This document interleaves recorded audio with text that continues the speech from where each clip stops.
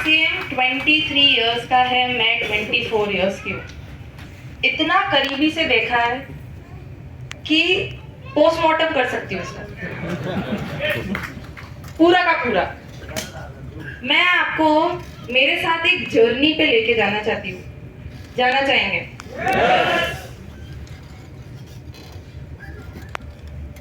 बात शुरू होती है जब मैं बहुत छोटी हुआ करती। मैं बहुत छोटी सी बच्ची थी जब पापा ने आरसीएम चालू किया था। Very little kid. जब मैं छोटी बच्ची हुआ करती थी तब से पापा आरसीएम कर रहे हैं। और मैं आपके सामने मजाक नहीं कर रही, झूठ नहीं बोल रही हूँ, मैं आपको सच्ची बता रही हूँ कि आरसीएम से नफरत थी। मेरे पापा जो करते थे ना, उससे सख्त नफरत थी। मुझे ऐसा लगता है यार पापा मेरे और कुछ काम कर लेते, आरसीएम में क्यों कर रहे? और भी बहुत सारे काम है, और कुछ कर लेते, आरसीएम नहीं क्यों? इतनी नफरत थी क्योंकि घर पे लोग बाग आते थे हमारे आरसीएम के, बहुत सारे लीडर्स हमारे घर पे आते थे प्लान समझने के लिए, और इतने जुनून में भरे हुए रहते थे, जय आरसीएम जय आरसीएम जय आरसीएम चिल्लाते रहते थे। और मेरा दिमाग खराब होता रहता था कि यार ये सारे जय आरसीएम के लोग मेरे घर पे क्यों आते, परेड मेरी क्यों लगती है? क्योंकि जब भी कोई घर पे आता है उनको नाश्ता पानी खिलाना पड़ता है ना। मेरी और मेरी बहन की परेड लग जाती थी, परेशान हो गए थे। एक बार क्या हुआ, मैं बहुत छोटी बच्ची हुआ करती, 3rd या फिर 4th ग्रेड में हुआ करती थी, और 3rd 4th ग्रेड में मेरे मम्मी पापा ने मेरे को शिमला भेजा था स्कूल के साथ, स्कूल ट्रिप पे।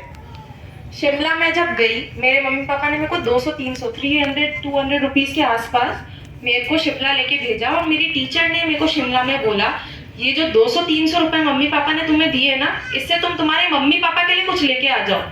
आप सब लोग भी ऐसा ही करते हैं, जब भी कहीं घूमने जाते हैं, अगर आपको आज राजस्थान भेज दूं मैं, तो कुछ ना कुछ लेके आएंगे अपने फ्रेंड्स एंड फैमिली के लिए। मैंने भी वही किया। मैं अपनी मम्मी के लिए एक शॉल लेके आई थी शिमला से, और मेरे पापा के लिए एक पेन लेके आई थी, वुडन कलर का पेन। उसका शक्ल हुलिया मेरे को अभी तक याद है, कार्विंग हो रही थी उसमें। मैं बहुत प्रेम से भिलवाड़ा उस पेन को लेके आई, मैंने मेरे पापा को वो पेन दिया। मेरे पापा ने वो पेन फेंक दिया और मेरे को बोला ये आरसीएम का नहीं है, मैं यूज नहीं करूंगा।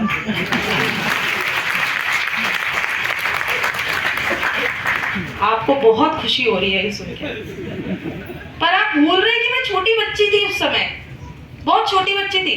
मैंने डिसाइड कर लिया था जिंदगी में कुछ भी कर लूंगी, मुकेश कोठारी के लिए कभी कुछ नहीं करूंगी, कभी कुछ नहीं करूंगी। आरसीएम की पागल कर दिया था लोग बाग। एक बार क्या हुआ था, आरसीएम की मीटिंग थी घर पे, और फिर घर से कहीं पे और जाना था पापा की पूरी टीम को।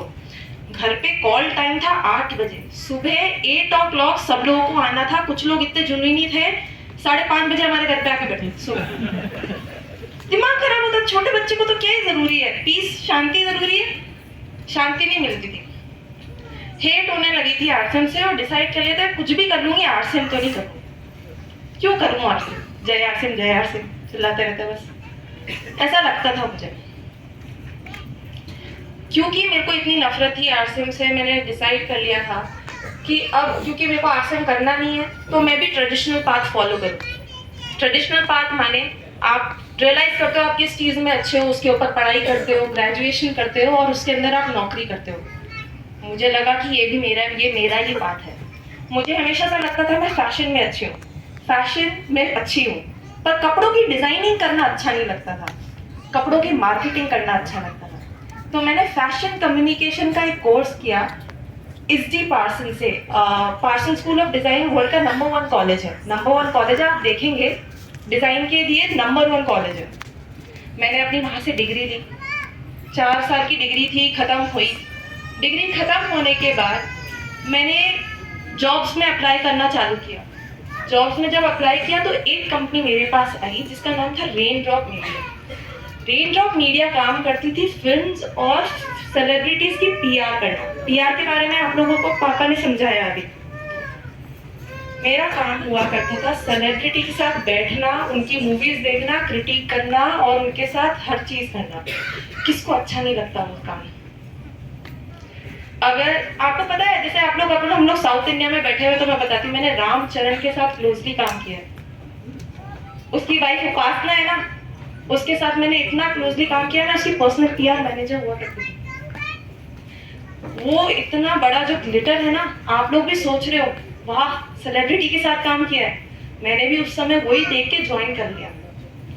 मुझे लगा था पापा को मिल गया ना जो मिलना, जो भी उनको चाहिए था उनको मिल गया, मेरे को भी मिल गया जो मेरे को चाहिए, इसी के अंदर मैं अपनी एक्सेल करूंगी।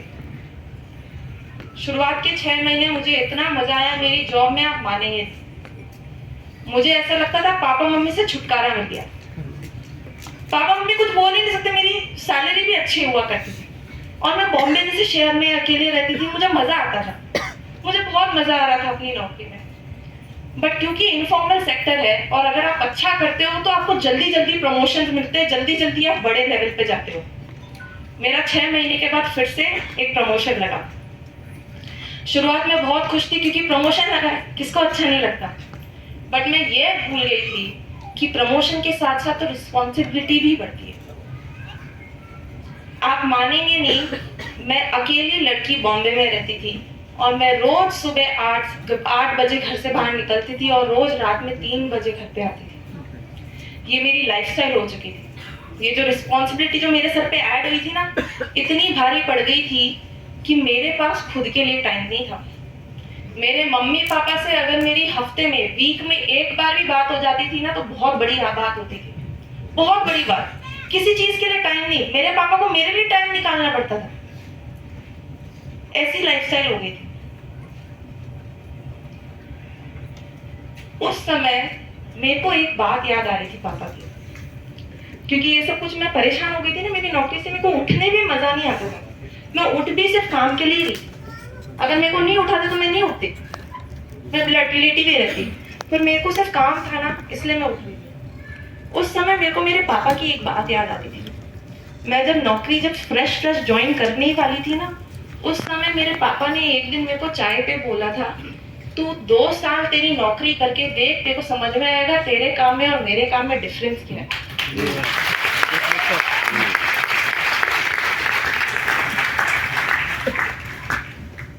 समझ में आ गया था 1 साल में, पर पूरा नहीं समझ में आया था।